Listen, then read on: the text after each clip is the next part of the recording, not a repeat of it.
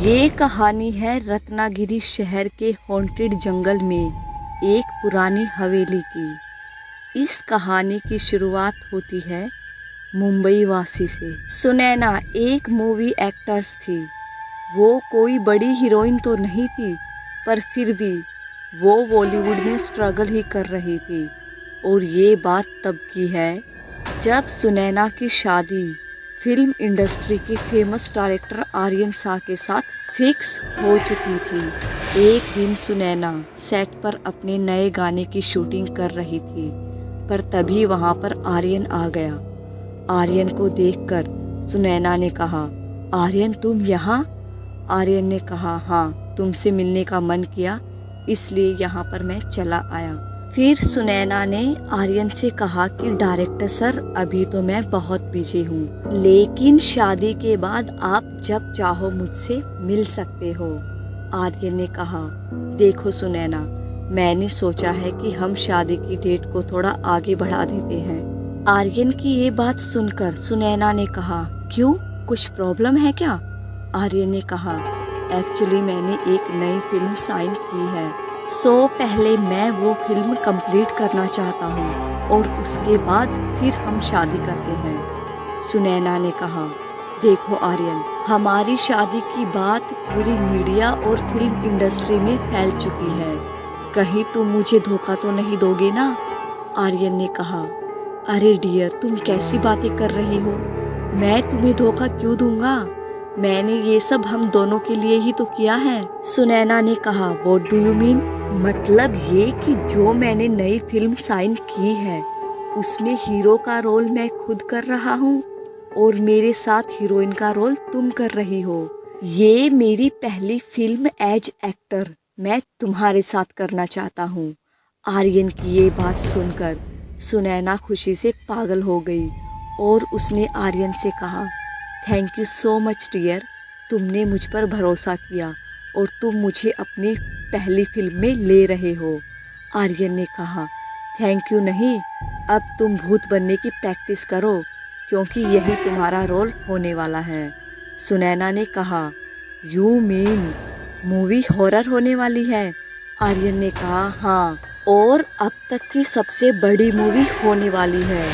मुझे विश्वास है कि तुम्हारी वजह से ये मूवी सुपरहिट हो जाएगी। सुनैना ने कहा, हाँ आर्यन, मैं अपने कैरियर का 100% बेस्ट दूंगी। सुनैना की ये बात सुनकर आर्यन ने कहा, मूवी का नाम होगा पुरानी हवेली और मुझे एक सुपर हॉन्टेड हवेली की लोकेशन भी मिल गई है और उसके आसपास डरावना जंगल भी है, वहाँ शूट करने में बहुत मजा आएगा। सुनैना ने कहा, वो हवेली है कहाँ? आर्यन ने कहा, रत्नागिरी में है। सुनैना ने कहा, एक्चुअली उस हवेली में कौन कौन है अभी? आर्यन ने कहा, अभी तो कोई नहीं है, बस एक केयरटेकर लड़की है जो उस हवेली की देखभाल करती है। सुनैना ने कहा, प्लीज आर्यन, मुझे उस हवेली में जाना है। आर्यन ने कहा, लेकिन क्यों? सुनैना ने कहा, क्योंकि मुझे उसकी आदत होनी चाहिए। अगर मैं 4 दिन उस हवेली में रहूंगी तो घोस्ट का रोल अच्छी तरह से कर पाऊंगी, आई थिंक। फिर आर्यन ने कहा, hey that's better, good idea, तुम ये शूटिंग पूरी करके रत्नागिरी के लिए निकल जाओ। कुछ दिन बाद सुनैना ने अपने गाने की शूटिंग की और वो उसके दूसरे ही दिन रत्नागिरी जाने के लिए निकल गई। सुनैना बहुत एक्साइटेड थी क्योंकि उसे बहुत ही बड़ी फिल्म ऑफर हो चुकी थी। सुनैना रास्ते में ही थी और अपने मन में कुछ सोच रही थी, वाह, फाइनली मुझे एक बड़ी मूवी मिल ही गई, अब मुझे सब लोग पहचानेंगे, इसलिए तो मैं आर्यन से शादी कर रही हूँ। अगर एक बार मैं इंडिया की बड़ी स्टार बन गई तो उस आर्यन को हमेशा के लिए छोड़ दूंगी, बिकॉज आर्यन तो बस मेरे सक्सेस की एक सीढ़ी है। कुछ देर बाद सुनैना रत्नागिरी में पहुंच गई और उसने एक लड़के को जाते हुए देखा तो उसे रोक दिया। उस लड़के ने सुनैना को देखते ही पहचान लिया। अरे, आप तो फिल्म हीरोइन सुनैना हो ना? मैम, मैं आपका बहुत बड़ा फैन हूँ, प्लीज मुझे एक ऑटोग्राफ चाहिए। उसके बाद सुनैना ने उस लड़के को ऑटोग्राफ दे दिया और फिर उस लड़के से पूछा क्या तुम मुझे ये बता सकते हो कि यहाँ की फेमस भूतिया हवेली कहाँ है? उस लड़के ने कहा, हाँ मैम, मैं आपको बता सकता हूँ, लेकिन आप वहाँ क्यों जा रहे हो? वहाँ जो भी जाता है वापस नहीं आता। सुनैना ने कहा, हे यू स्टूपिड, तुम्हें जितना कहा हो उतना ही बताओ, हम उस हवेली पर फिल्म बनाने वाले हैं। इस पर उस लड़के ने कहा, लेकिन मैडम ये खतरनाक हो सकता है। सुनैना ने कहा, देखो तुम जो कोई भी हो, मुझे ऐसी फालतू की बातों पर यकीन नहीं है। तुम उस हवेली का रास्ता बता रहे हो या फिर नहीं? उस लड़के ने कहा, ठीक है मैम, आप इसी जंगल के रास्ते से सीधा जाएं, आपको वो हवेली दिख जाएगी। उसके बाद सुनैना उस रास्ते से जाने लगी।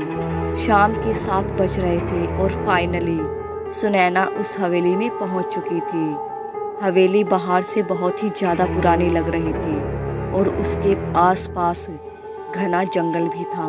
उस हवेली का दरवाज़ा पहले से ही खुला था, इसलिए सुनैना उसके अंदर चली गई। उस हवेली के अंदर की हालत कुछ हद तक ठीक थी। हवेली को देखकर सुनैना सोचने लगी, वाह, आर्यन ने तो बहुत अच्छी हवेली ढूंढ रखी है। यहाँ पर तो शूटिंग करने में बहुत ही मज़ा आएगा। अभी सुनैना कुछ और सोचने ही वाली थी, लेकिन तभी अचानक उसे किसी के कदमों की आहट सुनाई देने लग गई।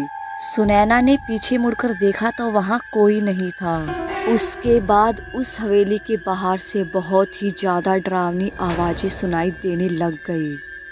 सुनैना उस हवेली में अकेली थी, इसीलिए उसे थोड़ा थोड़ा डर भी लगने लगा था। अभी सुनैना फिर से अपने रूम की तरफ जा रही थी, तभी उसके पीछे से उसके कंधे पर किसी ने हाथ रखा और सुनैना के मुख से जोर की चीख निकल गई। उसकी चीख की आवाज़ पूरी हवेली में गूंजने लग गई। उसके बाद उसने हिम्मत करके पीछे मुड़कर देखा तो उसके सामने एक लड़की खड़ी थी। उस लड़की को देखकर सुनैना ने कहा, तुम कौन हो तुम? इस पर उस लड़की ने कहा, ये हवेली मैं संभाल रही हूँ और ये मेरी हवेली है। सुनैना ने कहा, ओह अच्छा, तो तुम इस हवेली की केयर टेकर हो? उस लड़की ने कहा, हाँ, और मेरा नाम रीना है। इस पर सुनैना ने कहा, ओह आई एम सॉरी, एक्चुअली मैंने तुम्हारे बारे में सुना तो था, बट वो मेरे दिमाग से निकल गया था। मैं सुनैना फिल्मों में काम करती हूँ।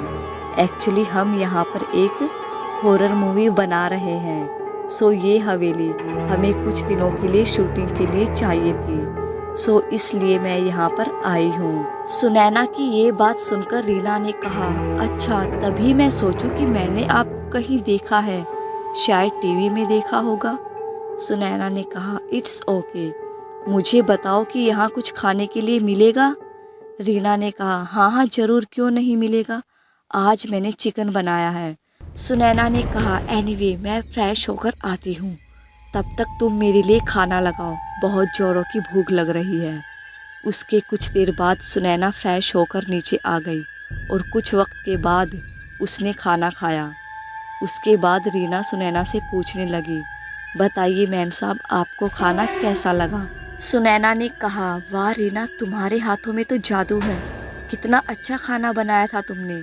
इस पर रीना ने कहा, हाँ, उसमें एक इंसान के हाथ के छोटे छोटे टुकड़े करके जो डाले थे मैंने। रीना की इस बात पर सुनैना सीरियस हो गई और उसने कहा, क्या कहा तुमने? तुम पागल हो चुकी हो? इस पर रीना ने हंसते हुए कहा, अरे मेम साहब, मैं तो मजाक कर रही थी, आप तो डर गए।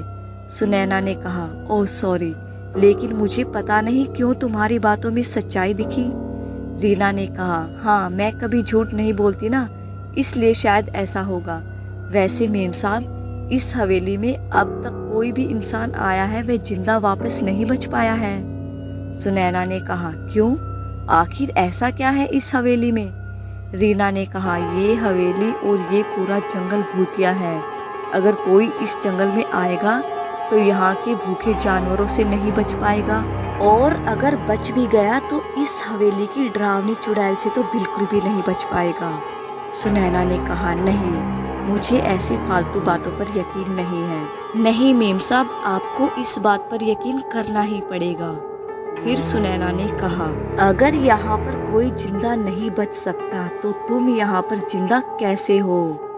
रीना ने कहा, तो मैं कौन सी जिंदा हूँ, मैं भी मर चुकी हूँ 100 साल पहले और अब तुम्हारी बारी है। बहुत ही जल्द तुम्हारी भी मौत होने वाली है। अभी रीना कुछ रिएक्शन देने ही वाली थी कि तभी उस कमरे की लाइट्स ऑन ऑफ होने लग गई।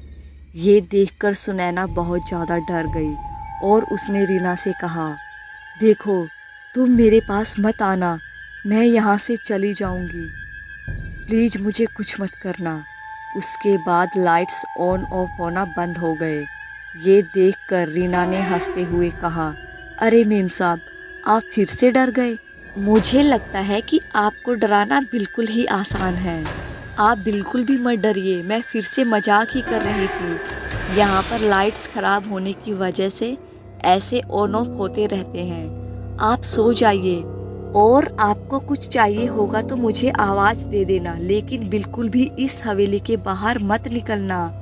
ऐसा कहकर रीना वहाँ से चली गई और उसके बाद सुनैना अपने कमरे में सोने चली गई। रात के 12 बज चुके थे और हवेली के बाहर से डरावनी आवाज़ें आ रही थी। उसकी वजह से सुनैना की नींद खुल गई। उसके बाद वो सोचने लग गई, ये बाहर जंगल की वजह से जानवरों की आवाज़ आ रही है, पता नहीं मुझे भूख क्यों लग रही है।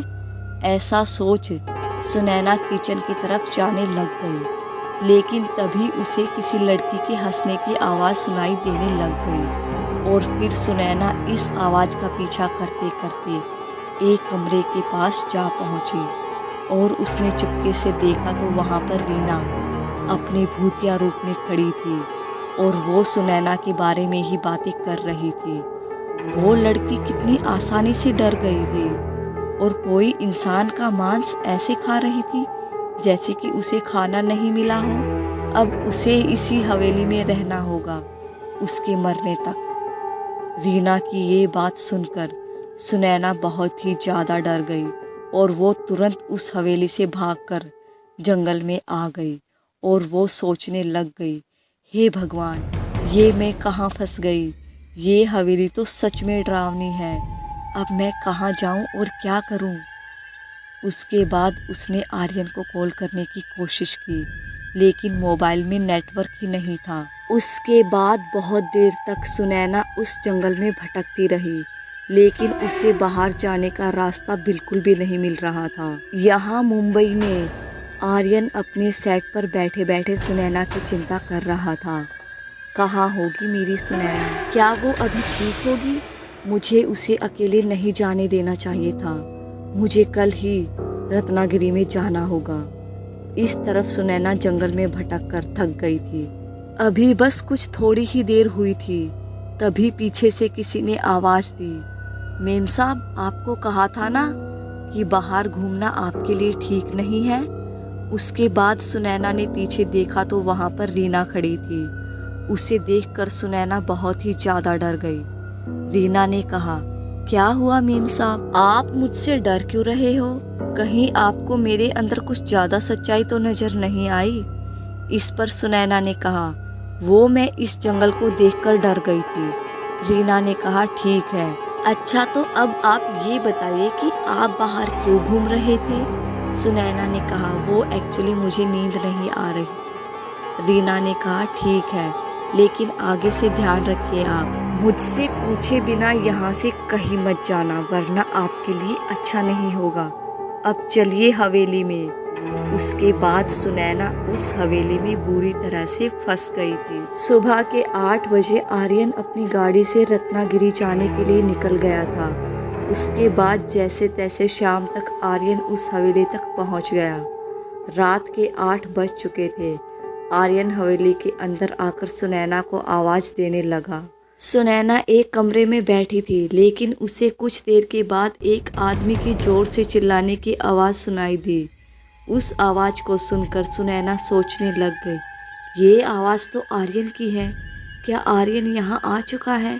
ऐसा सोच सुनैना आर्यन को ढूंढने चली गई। अभी वो दूसरे कमरे में आ गई थी, तभी उसने वहाँ जो देखा वो देखकर सुनैना हैरान हो गई।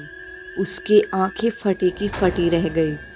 उसे खुद पर यकीन नहीं हो रहा था, क्योंकि उसके सामने आर्यन की लाश पड़ी हुई थी, जिसका सर धड़ से अलग किया हुआ था और उसके शरीर से खून बह रहा था। ये सब देखकर सुनैना समझ चुकी थी कि ये सब रीना ने ही किया है, इसलिए वो रीना को ढूंढने के लिए निकल गई। अभी कुछ देर हो चुकी थी, तभी अचानक उसके सामने रीना आ गई और वो अब अपने असली रूप में थी। उसने सुनैना से कहा, क्या हुआ हीरोइन, तुम मुझे ही ढूंढ रही थी ना? सुनैना ने कहा, तुमने आर्यन को मार दिया? रीना ने कहा, हाँ, बहुत ही ज्यादा बेरहमी से, लेकिन तुम डरो मत, मैं तुम्हें नहीं मारूंगी, क्योंकि अब से तुम इसी हवेली में सड़ती रहोगी।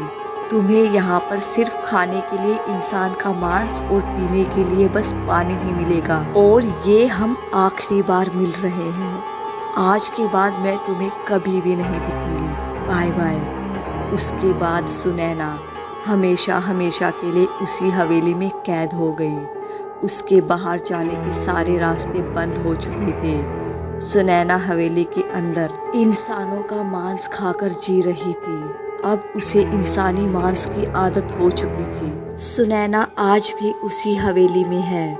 हर रात आज भी उस हवेली के अंदर से सुनैना के रोने और चीखने चिल्लाने की आवाज़ें आती रहती हैं। और अब वो पुरानी हवेली और भी डरावनी हो चुकी है। यहाँ कोई आके तो देख ले।